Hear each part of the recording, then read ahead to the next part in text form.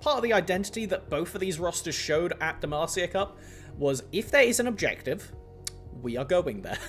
Yep. It was something that CFO had a lot in their identity that we've seen both Honkyu and Junjia bring over pretty much immediately. So at the end of the day, there's 2 level 6 demons in the jungle, as we see now showing himself.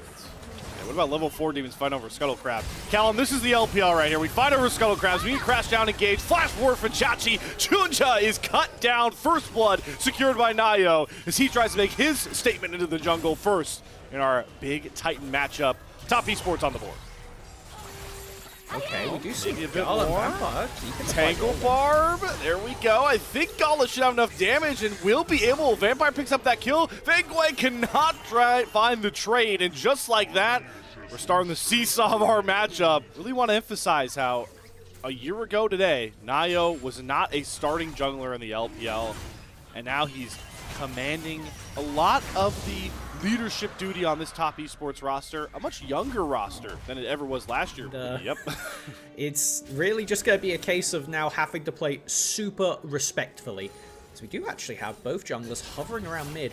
This crystalline overgrowth, Honkyu really wants to proc Cream gets hit by the shockwave. Junja, Soppel force, he's going to chase over the wall. He sees Nayo, flashes on top of Cream's head and deletes him. He's not a rock anymore, he's a boulder throwing down. Poke execution from Nayo gets him back under turret. Handy use of that Ambessa ult, but man, Junja, what a statement for his first kill in the LPL. Yeah, that is Vampire. Always got to verify when you see an icon on the minimap which person it actually is when Nico's in the game.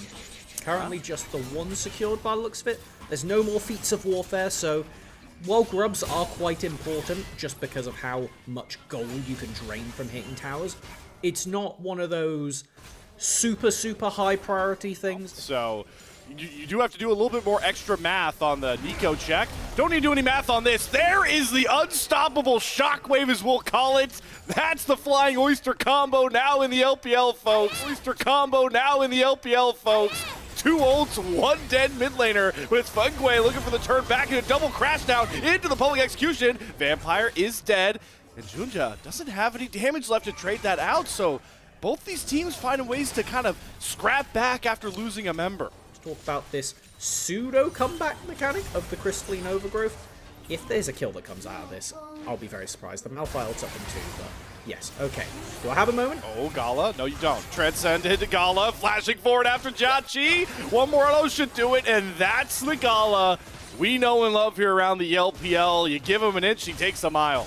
Collect some of that crystalline overgrowth. It's one of the ways that you can snowball ahead, complete your quest quicker. Go on, take it Vampire. away. Yeah, Pop Blossom on a Fengwei.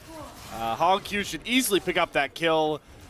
To make, to finish your point there for you, Melvin, it's a lot easier to snowball and run away with the game, and you've seen JDG do that in the last 3 minutes.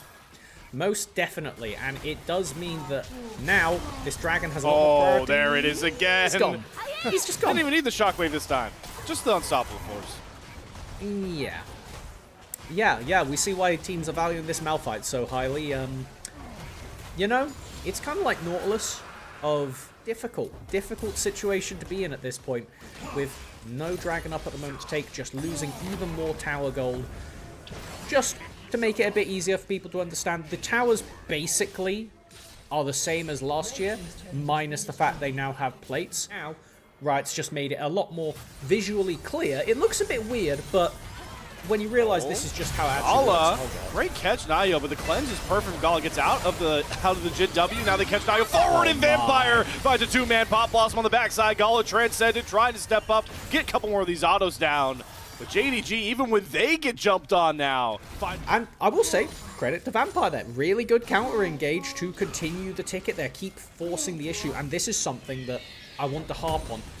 If you get a lead, you need to keep the snowball going. Because that was a Cassante. That was a simple Orianna combo, and that Cassante. Where's the copy paste Cassante I need? You know what? You're making the point. 6K gold lead. Oh boy. Yep, 369. Tangle Barb. Junja does not need his big ultimate to throw down onto 369. Oh man, he goes into all out just to lose some more resistances. Vampire's looking for more. Gets another Tangle Barb down. Shockwave from Honkyu through. Does he have enough gross damage for Nayo? No, he doesn't. But man, are they leaving an everlasting image towards Top Esports. This game is slipping out of their hands. Cream having to TP back in just to cover a turret, but that means Gala.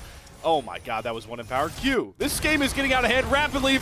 Quay knows that he's trying to make a snap engage with Cream, but he gets interrupted in the middle of his dash, trying to go after the back line of Hongq, but he flashes himself back over the flat wall. Xiaosu joins the party with Dominus popped, and Feng Wei is tarnished and thrown back to the base. This game is going off the rails rapidly, and if you're a JDG fan, this is exactly what you wanted to see out of this new roster. By a big rock to the face. And that's going to happen all game long. One thing, we touched on how much of a team fight threat this composition is, but like their lives depend on it, and in the game, it currently does. Oh boy, 369 is completely ganked wherever he was trying to come from. Flashes away with the all-out. He's used everything he desperately can to escape, but all he finds himself is a black and white screen. Second death of the game, and no more clicking towards that objective. It is easily picked up here by Junja. They might even look here for Cream. Cream, you knew this dragon was going down, and now you're going to feel the new import power of JD Gaming. They're daring him to flash an Emperor's Divide. There's the shimmy shake to get himself out. Junja goes after him with the Vampire. Pop bots him on to 3. My lord, it's a massacre for JD Gaming, and somehow Nayo's able to escape it. That mid-tier 2 turret is soon to fall down. Oh, top lane skirmish. We're throwing down hands, and I would figure Xiaosu is pretty favored in this one, but 369's making it close. The flash stun just to secure it. Xiaosu picks himself up the solo kill to keep the JD train running. Top Esports, you got to give up some of this real estate, or you are asking for a whooping coming from Junja and Hongq. Junja's so tanky with this build, maximize ultimate damage, but there's Nayo flying on the background. Hongq has to go into the stasis. Feng Wei finds a good angle. The shockwave from Hongq gets him out, and oh my god, Gala just deletes Cream. Yep, it's Gala here to the rescue with tons of damage, and the look to try and chase down a Nayo that is way out of his comfort zone, trying to steal camps away. Hongq will just zone him. JD Gaming onto the Baron for now. Top Esports, desperation is the name of their game. Try and find some way into this pit. Try and find some way to stem the bleeding, and maybe it's going after Hongq, who's casually going for the 1v1 against Nayo, but Nayo looking to throw hands back. It doesn't matter. Hongq is just better. JD Gaming secure the Baron. Jachi is jumped on by a crocodile looking to chase him down. Vampire doesn't even expire. It's only 369 who limps away to tell the tale of the Mad Titans JD Gaming in this game 1. Got inhibitor turrets. Well, that really shuts down any possibility of a fight. Yeah, when you're stuck in this state of wanting to force a play, but Hongq first, Junja second, Gala third, breakfast, lunch, and dinner. JDG are eating good in this game 1. Gala's got himself the triple. He's picked himself up the quadra. Gala, pentakill debut on JDG, just like that.